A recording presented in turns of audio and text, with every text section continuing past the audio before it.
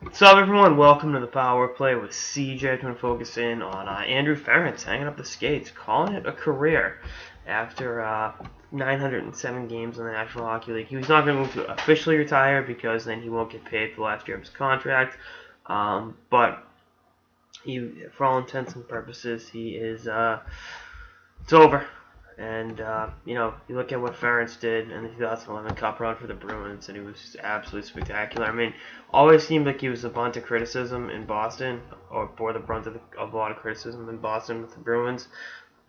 But, you look at what he did in 2011, and, some of the stuff he did in the playoffs over the years, and you just tip your hat and be like, wow, this guy really was someone that cared about this team and cared about this market and played hard every night for the fans. And that team in 2011, again, not to keep harking back on it, but he had 2 goals in the final and was just excellent, and brought the physical presence. And my favorite Andrew Ference moment was they played Dallas in 2008, and Sean Avery and Steve Ott were being little fuckboys, and Ference hit Ott with just bang right in the neutral zone, open ice. It's like the third period, and just tension just boiled over, and it was awesome.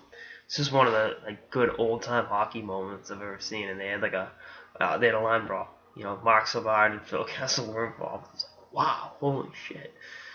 And again, it just speaks volumes about how hard he played every night, and he really, for someone who was from Western Canada and would eventually leave the Bruins via free agency, he always kept ties to the area, and I can't say enough good things about him. And he got hurt a little bit in the 2013 run, and then that was kind of the end of his time in Boston. But if there was a guy that could have been, a more prototypical leader with the Bruins organization that exemplified what it meant to wear the spoke, to be to wear the black and gold, be Andrew Ference.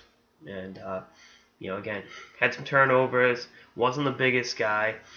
And again, I think the talking heads in Boston were always pretty critical of him, and myself included. I can see myself a talking head, thinking a little too highly maybe, but well, all the best to Andrew in retirement. Thanks for 11, brother. Anyway, that's all I got. So to the Power Play with CJ. Stay tuned for episodes throughout the off season and beyond. Later, guys.